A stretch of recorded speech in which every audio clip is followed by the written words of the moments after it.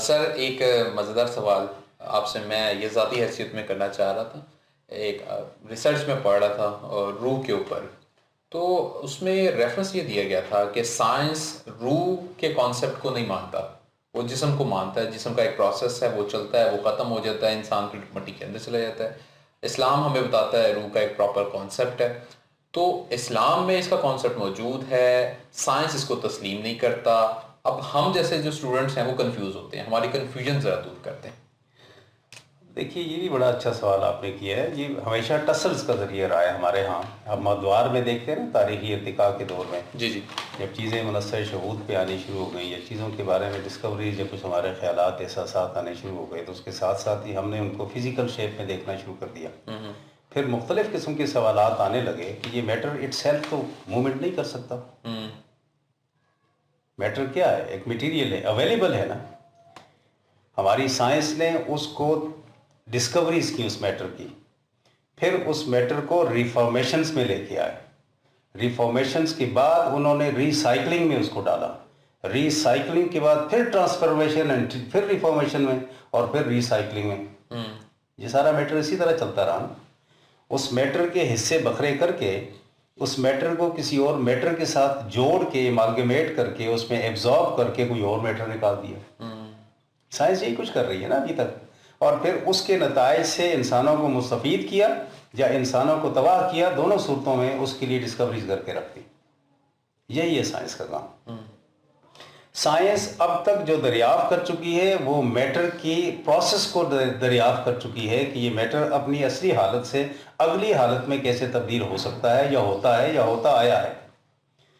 ابھی تک سائنس یہ دریافت نہیں کر سکی کہ یہ میٹر آیا کہاں سے. ٹھیک ہے، تو ہم کیا کہیں گے کہ سائنس مکمل ہو چکی ہے. سائنس اس کے بعد ایک میٹر کے اندر جو جان آتی ہے، وجود اس کا بنتا ہے میٹر کے اندر، اس کے بارے میں بھی نہیں جان سکی کہ اس میں وجود کیسے آتا ہے. لیکن یہ شاہد ضرور ہے کہ اس پر یہ پروسیس کیا جائے تو اس وجود سے تبدیل ہو کر دوسرے وجود میں تبدیل ہو جاتا ہے. لیکن یہ نہیں جانتی سائنس کی وجود آتا کہاں سے.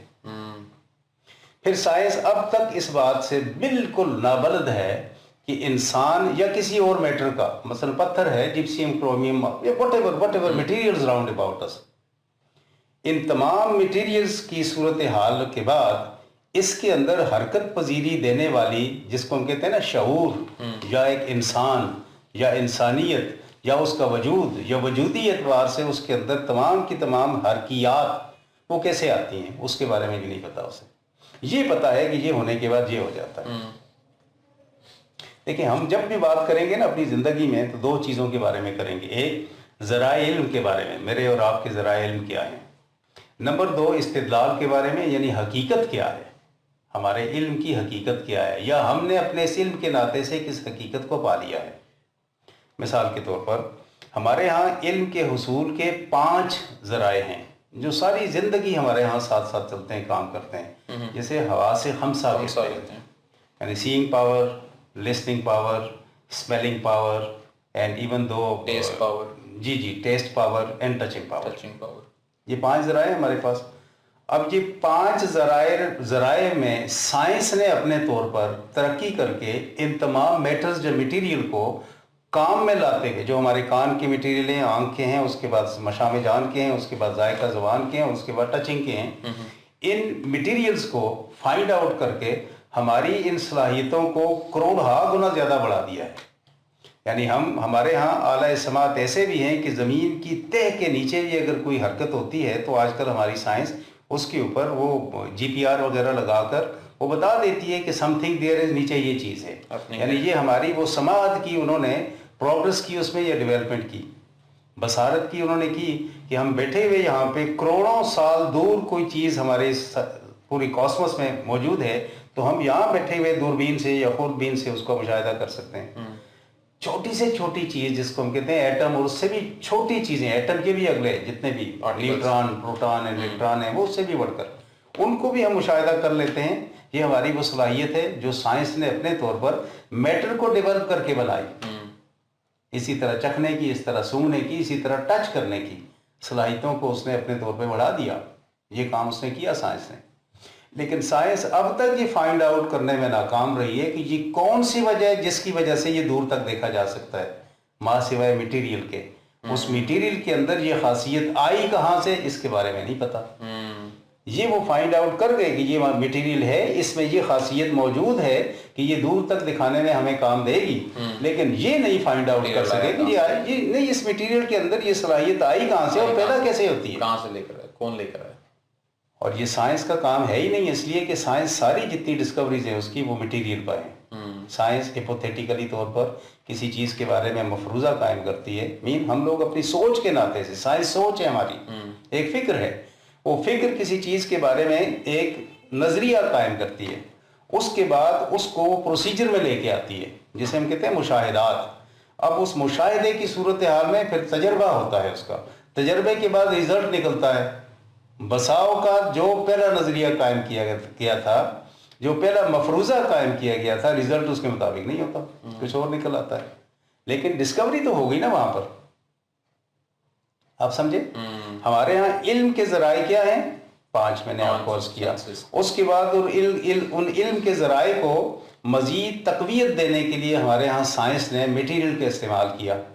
اب سارے کا سارا میٹیریل مل کر بھی اس حیثیت کو، جس حیثیت کو ہم اسپرٹ کہتے ہیں، جس کو قرآن مجید نفس بھی کہتا ہے، روح بھی کہتا ہے، جس کو ہم شعور کہتے ہیں اپنے طور پر، جس کو ہم آگاہی کہتے ہیں، اس کا اندازہ نہیں لگا سکا اور نہ کبھی لگا سکا گا۔ اس لیے نہیں لگا سکا کہ اس کے بارے میں اللہ تعالیٰ نے خود قرآن مجید میں کہہ دیا، وَيَسْأَلُونَكَ عَنِ الرُّوحِ، آپ سے نبی پاک صلی اللہ علیہ وسلم یہ لوگ روح کے بارے میں پوچھتے ہیں، قُلِ الرُّوحُ مِنْ أَمْرِ رَبِّي، آپ کہہ دیجئے کہ روح میرے رب کی کمانڈ ہے، وَمَا أُوتِيتُم مِنَ الْعِلْمِ إِلَّا قَلِيلًا، اینڈ اس کے بارے میں آپ کو علم دیا ہی نہیں گیا، الا قلیلا، بہت تھوڑا نہیں، اس کے معنی یہاں پہ ہوتے ہیں نفی میں، no knowledge has been given to you in this context. The world will progress a lot on account of material. Every day we are discovering many things. But the world, scientific world, and even the philosophical world cannot reach to the verdict of Allah subhanahu wa ta'ala, how He is giving life to all these things and they are in moving conditions. And a day come when their movement is totally blocked and they become dead. وہ جانتے ہیں یہ بندہ مر گیا ہے، testify کرتی ہے سائنس کہ there is no sign of living thing in it. It cannot move, but they do not know. They cannot know from where their death comes and how it happens. Exactly. ٹھیک ہے بیٹا؟ ٹھیک۔ اس لیے یہ جو تعلق ہے نا ہمارا، یہ وہ سائنس کا اور اس کا اور مادے کا آپس میں یہ کیا ہے، کس طریقے سے آتی ہیں یہ چیزیں آتی ہیں، it is not possible because Allah didn't give any kind of right to you to interfere in His domain. It is Allah's domain. لیکن یہ ضرور ہے، دیکھیے کہ ایک ہمارے پاس کسی چیز کا بدن ہے، لیکن اس بدن کے ساتھ ساتھ اس کی ایک روح بھی ہے۔ وہ جانور کو دیکھو، وہ پتھر کو دیکھو، جس چیز میں گروتھ جاری ہے، تو گروتھ روح اور شعور میں گروتھ کبھی بھی نہیں ہوتی۔ شعور اپنے تجربات کی بنیاد پر اپنے آپ کو منوا لیتا ہے، لیکن شعور موجود ہوتا ہے تو منواتا ہے۔ اگر شعور ہے ہی نہیں ہے تو وہ اپنے تجربات کی بنیاد پر کتنے ہی کیوں نہ کرتا رہے۔ ایک بندہ جس کے ہاں ذہن ہی کام نہیں کرتا، ہی از اے میڈ مین، اس صورتحال میں وہ کتنا ہی کام، کتنے ہی تجربے کیوں نہ کرتا رہے، اس کے لیے کوئی شعور کی منازل آگے طے ہوتی ہیں، یعنی وہ عقل مند انسان گنا جاتا ہے، یعنی وہ شعور مند انسان گنا جاتا ہے، نہیں، وہ پریکٹسز تو وہ بھی بہت زیادہ کرتا ہے، سارا دن سوچتا بھی رہتا ہے، گفتگو اپنے آپ سے بھی کرتا ہے، فلسفی بھی بنا رہتا ہے، سائنسدان بھی بنا رہتا ہے وہ۔ اب یہ بدن کی جو بات ہے، ایوولوشنل پروسیس جتنا ہوتا ہے نا، ان بدن پہ ہوتا ہے۔ ایک چھوٹا سا نطفہ ماں کے رحم میں، اس کے بعد 120 دنوں میں اچھا خاصا وہاں پہ مضغہ سے بھی آگے جا کر اس کی گوشت سارا بن جاتا ہے، پھر ہڈیاں بھی آ جاتی ہیں اس میں، لیکن کیا اس کے اندر اپنی وہاں پہ حرکت موجود ہے، شعور موجود ہے؟ نہیں۔ 120 دنوں کے بعد اللہ تعالیٰ کے حکم سے فرشتے آ کر اس کے اندر ایک روح پھونکتے ہیں، مین کمانڈ دیتے ہیں اس کو، وہ کمانڈ دیتے ہیں کہ آپ اپنا پروسیجر شروع کرو، پروسیس شروع کرو فنکشن کا۔ وہاں سے وہ ہاتھ پہ ہلانا شروع کرتے ہیں after 120 days in the womb of mother. In the same way all matters are concerned. کوئی بھی میٹر جتنا ہے اس کا ایک کتنا چھوٹا سا ذرہ پیدا ہوتا ہے، کس سے؟ اختلاط سے۔ کس سے؟ किसी फेमिनाइन के मस्कुलाइन के साथ, मुज़क्कर का मुअन्नस के साथ आपस में इख्तिलात से, वही जो छोटा सा जर्रा होता है उस पर इवोल्यूशनरी प्रोसेस होता है, वो बढ़ता है। एक वक्त आता है उसके अंदर से वो शऊर जो अता किया गया है उसको कन्फिस्केट कर दिया जाता है, ड्रॉप बैक कर दिया जाता है और उसके बाद वो खत्म हो जाता है। साइंस कितनी ही तरक्की कर ले या जैसा भी कर ले, जब तक शऊर खुद से अपनी आगाही नहीं देगा या फिर साइंस को ये दस्तरस हासिल नहीं हो जाएगी कि आपके अंदर जो रूह है वो भी, उसके ऊपर भी हम ये प्रोसीजर कर सकते हैं, या रूह की वो शक्ल जो मटेरियल रूह का जो है ही नहीं है, अगर सपोज अगर वो हो जाता है तो फिर साइंस अपनी तरक्की के नाते से उसके ऊपर रिसर्च करके बता सकती है कि ये क्या चीज़ है। वरना रूह का अपना एक वजूद ज़रूर है, मैटर का, बॉडी का अपना एक वजूद ज़रूर है।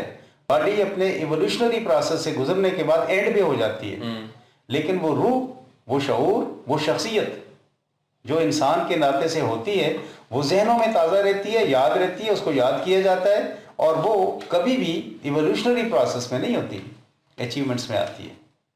So this is the difference between matter and spirit.